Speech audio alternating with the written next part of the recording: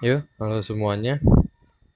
Di sini gue pengen bahas pendidikan menurut Ki Hajar Dewantara, tapi nggak sepenuhnya filosofi tapi nggak sepenuhnya filosofi pendidikan menurut Ki Hajar Dewantara. Mungkin gue bakal ngebahas sejarahnya dari zaman penjajahan. Mungkin ada juga dari asumsi gue. Jadi kalau misalkan ada yang salah gitu, ada yang kurang benar gitu, apa komen aja di bawah. Kita diskusi bareng-bareng, kita sinau bareng. Nggak ada gap, kita nggak ada gap. Oke, kita lanjut ya. Yang pertama, tujuan. Tujuan pendidikan. Menurut Ki Hajar Dewantara, tujuan pendidikan. Sorry. Menurut Ki Hajar Dewantara, tujuan pendidikan itu untuk memerdekakan manusia. Merdeka. Untuk memerdekakan manusia. Apa maksudnya merdeka ini? Apakah merdeka bebas dari penjajah gitu? Bukan. Yang dimaksud Ki Hajar Dewantara itu bukan merdeka dari penjajah, tapi selamat raganya dan bahagia jiwanya. Kalau dipikir-pikir, kita selama hidup pasti itu nyari yang namanya selamat raga dan bahagia jiwa. Bener nggak? Kalau misalkan ada orang yang nyari penyakit, mungkin ada maksud tersembunyi gitu yang nggak bisa kita lihat gitu di baliknya gitu. Karena kita jangan menyimpulkan orang tuh dari apa yang kita lihat. Kita coba berdialog sama dia, kita cari tahu, kita gali biar kita paham gitu apa maksud dia. Mungkin aja dia merasakan kesengsaraan itu karena dia punya kebahagiaan gitu di dalam kesengsaraan itu. Jadi kita nggak tahu gitu. Itu tujuannya. Lagian juga kan kalau misalnya kita udah selamat raga dan bahagia jiwanya, kita bisa mencari ilmu yang lebih-lebih gitu. Kalau misalkan kita nggak bahagia gitu, kita kan biasanya tuh bawaannya tuh kalau misalkan lagi nggak mood gitu kan, belajar gitu, nggak mood, nggak masuk gitu ke otaknya. Jadi kayak buang-buang waktu aja gitu. Jadi buat apa? Yang kedua nih, kurikulum. Apa sih kurikulum Ki Hajar Dewantara nih? Yang Ki Hajar Dewantara itu tidak memaksa murid untuk bisa matematika, nggak dipaksa gitu. Orang apa murid-muridnya. Dan Ki Hajar Dewantara menganggap manusia ini menganggap murid-muridnya itu sebagai kayak planet ya, planet dalam semua alam semesta lah. Semuanya berbeda-beda, tapi berbeda-beda itu bukan suatu halangan untuk mereka untuk mencari ilmu, untuk berprestasi. Itu bukan suatu halangan, karena mungkin yang nggak bisa matematika bisa seni, yang bisa fisika, yang bisa fisika dia nggak bisa sastra gitu.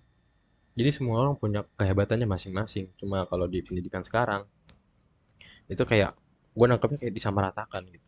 Semua harus bisa matematika. Kita diajarin matematika dari SD sampai SMA gitu. Meskipun itu emang fundamental ya matematika ya, matematika. Tapi orang seni kan sebenarnya nggak tahu sih, aku bukan orang seni. Coba kalau ada orang seni coba dikonfirmasi lagi. Mungkin kayaknya seni itu tidak terlalu membutuhkan matematika gitu. Jadi kayak ya seni kayaknya nggak belajar integral, turunan gitu. Ya kan? Dari jam pelajarannya juga udah kelihatan gitu kan, kayak matematika itu dalam satu minggu itu ada lebih banyak daripada seni. Kalau misalkan ada anak yang suka seni gitu dalam suatu kelas gitu, dia mau nggak mau terpaksa mengikuti pelajaran yang nggak dia senang. Sedangkan seni itu jamnya dikit, jadi kesempatan dia orang yang suka seni ini untuk menonjol itu kecil dibandingkan orang yang suka matematika.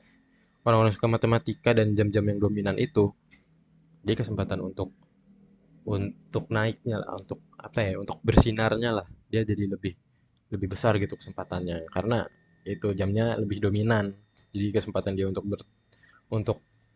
gede gitu jadi cepet. Kajian memiliki prinsip trikon.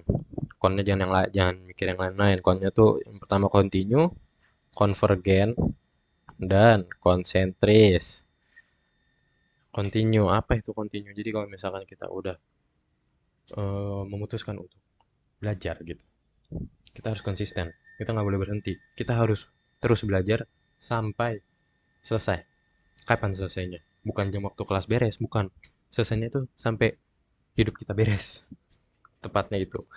Sampai hidup kita beres. Itu kita baru selesai menuntut ilmu. Ya kalau misalnya kita udah nggak hidup ya gimana kita menuntut ilmu kan. Konvergen. Konvergen itu gue nangkepnya kayak menuju ke tujuan. Harus punya suatu tujuan gitu. Harus punya suatu tujuan dan konsentris ini eh, tujuannya gitu. Jadi kok gue nangkapnya konvergen ini prosesnya, konsentris ini objektifnya gitu. Next. Nah ini ada bagian ada sejarahnya dikit.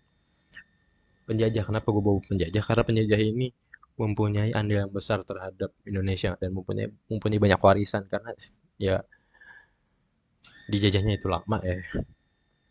Kalau di buku-buku IPS itu dijajahnya 350 tahun gitu. Tapi sebenarnya nggak, bukan segitu.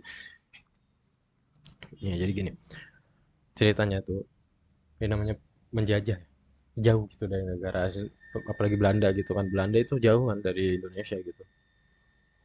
Jadi mereka yang namanya perang itu kan pasti butuh dokter kan, butuh dokter, butuh teknisi. Dokter dibutuhin kalau misalkan ada yang sekarat, teknisi dibutuhin kalau misalkan senjatanya macet nih. Nah, mereka butuh nih, mereka butuh dua profesi itu dua profesi krusial dalam perang sebenarnya. Mereka butuh dua profesi itu, tapi gimana caranya gitu kalau misalkan mereka manggil yang dari Belanda, itu yang pertama biayanya besar, kedua perjalanannya lama dari Belanda ke Indonesia ke Nusantara, yang ketiga ada potensi meninggal di jalan gitu. Jadi mereka memilih untuk memanfaatkan tenaga-tenaga pribumi. Gimana cara mereka untuk menyeleksi itu? Caranya mereka mendirikan dua kampus. Kampus untuk mencetak teknisi apa atau engineer, itu mereka membangun kampus ITB. Makanya dulu namanya bukan ITB ya. Makanya ITB itu identiknya sama tekniknya. Tekniknya nomor satu lah gitu. Dibilang apa, banyak yang bilang gitu. Terus kalau yang UI itu identik sama kedokteran. Mereka butuh butuh mencetak dokter, makanya dibangun UI. Makanya UI itu ya bisa dibilang dokternya susah lah masuknya kan. Jadi dari pencetakan itu orang-orang Belanda tuh jadi ngambil-ngambil gitu, ngambil lulusan UI buat dokter, ngambil lulusan ITB buat dokter gitu. Ya mungkin alasan ini juga ya yang bikin banyak pahlawan gitu. Banyak juga ya pahlawan yang gak mau kuliah di Indonesia karena mungkin kuliahnya tuh kampusnya dulu cuma dua mungkin ya, ITB atau UI. Dan mereka kalau misalkan mereka udah lulus, mereka bakal jadi pekerja Belanda dan jadinya jadi sorry jadi kacung lah, jadi pembantu Belanda gitu, mengkhianatin bangsa gitu.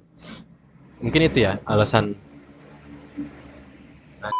motor, sorry, iklan.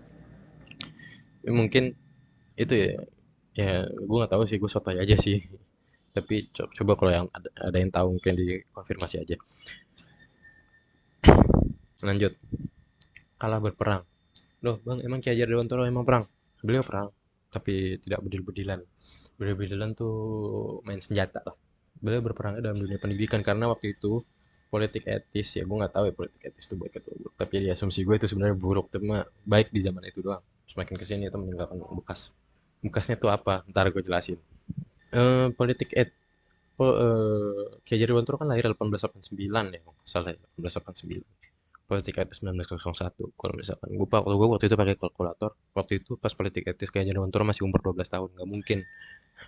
Apa, agaknya nggak mungkin gitu, apa, Ki Hajar Dewantara udah berkulit di dunia pendidikan yang umur 12 tahun gitu. Meskipun mungkin gitu, tapi ya agak nggak mungkin gitu. Kenapa gue bilang kalah dalam berperang? Karena taman siswanya udah nggak pakai kurikulum beliau. Udah nggak pakai kurikulum beliau. Yang tadi gue bilangin itu karena, nih, Ki Hajar Dewantara kalah dalam berperang karena berperang melawan Belanda dan dunia pendidikan karena taman siswanya sudah tidak menggunakan kurikulum pahlawan yang ada. Malah menggunakan kurikulum jajahan Belanda. Apa sih kurikulum jajahan Belanda itu? Kurikulum jajahan Belanda itu. Jadi karena mereka ingin mencetak gitu. Karena mereka ingin mencetak dokter dan teknisi. Jadi mereka mendirikan dua universitas itu. Jadi pada orang-orang pribumi pada mau kerja gitu. Pada mau kerja. Kenapa? Kok pada mau sih kerja sama penjajah? Ya namanya juga lagi dijajah, ekonomi jadi lagi sekarat gitu. Jadi mereka mau daripada keluarga mereka taruhannya meninggal gitu karena perangan gizi. Jadi mereka lebih memilih untuk lebih memilih untuk bekerja sama Belanda. Dan itu dilakukan secara terus menerus, jadi membentuk kebiasaan. Dan itu gue lihat jadi jadi kebiasaan ya, jadi warisan gitu. Jadi ya kalau misalkan gue lihat kalau misalkan lu tanya nih mahasiswa-mahasiswa, terutama nih di bidang IT nih zaman sekarang nih. Kalau lu lihat nih, kalau lu tanya, kenapa mau masuk fakultas TI lah, teknik informatika, pokoknya yang berbau digital lu tanyain, karena mereka rata-rata mereka tuh ngejauh karena prospek kerjanya gampang.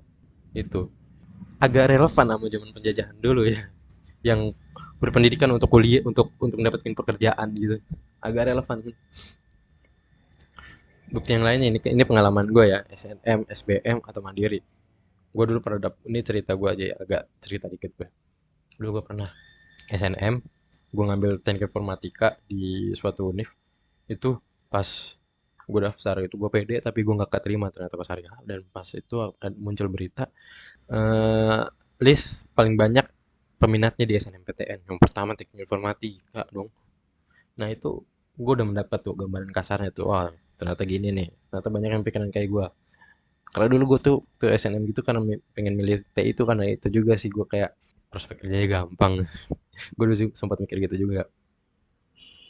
Warisan kurikulum jajahan, nah ini nih warisannya nih. Karena karena apa, pengen kerja itu, keinginan untuk bekerja itu sudah diwariskan, sudah dilakukan secara konsisten. Jadi itu meninggalkan warisan dan itu berlangsung lah kayaknya sampai sekarang. Jadi kalau lu lihat, ya itu berlangsung berlangsung sampai sekarang. Jadi kita tuh dicetaknya, ya kita memang dididik untuk jadi pekerja, jadi pemikir. Contohnya, kenapa satu tambah satu sama dengan dua? Kenapa kita diajarin satu tambah satu sama dengan dua? Kenapa kita nggak diajarin yang fundamental dulu? Kenapa kita nggak diajarin? Kenapa satu tambah satu itu sama dengan dua? Gitu. Kenapa kita malah diajarin satu tambah satu sama dengan dua? Encamkan itu. Seakan-akan kayak kayak gitulah. Satu tambah satu sama dengan dua, pegang itu sampai mati. Sama hidup pegang itu satu tambah satu sama dengan dua, tanpa tanpa kita diberitahu apa penyebabnya. Kenapa satu tambah satu sama dengan dua gitu. Menerima segala di dunia dengan apa adanya sehingga critical thinking kurang terrealisasikan. Nah, kalau kalau tahu gua ya, saintis itu kenapa mereka bisa hebat gitu, karena mereka tidak menerima dunia itu seapa-apa adanya gitu. Kalau misalkan mereka terima dunia apa adanya, si Newton mungkin pas lagi duduk itu jatuh apel, dimakan itu apa, udah biarin aja apel jatuh, nggak akan dicari, nggak akan ditelusuri lebih lanjut, karena Newton mengimplementasikan itu, tidak menerima dunia sebagai apa adanya, karena dia curiosity-nya tuh tinggi gitu, critical thinking-nya dia ada gitu. Hilang. Critical thinking-nya tuh ada.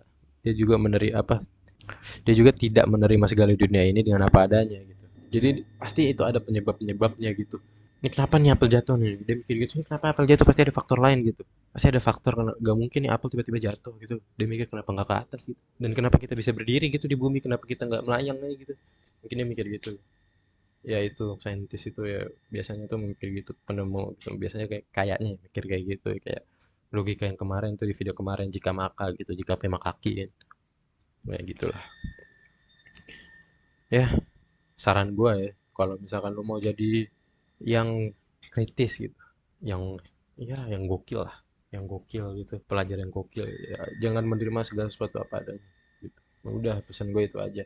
Udah kurang lebih itu aja. Mohon maaf nih kalau misalkan gue ada salah kata gitu, tolong dibenerin. Gue juga ngomong agak belepotan ya, jadi mungkin banyak yang, mungkin nanti ada yang bakal salah tangkap gitu. Jadi ya kalau misalkan ada yang kurang setuju bisa komen di bawah, kita sharing ilmu, kita sama-sama cari ilmu, kita mengkontinyukan ilmu gitu. Ya, jadi kurang lebih itu dari gue. See you next time guys.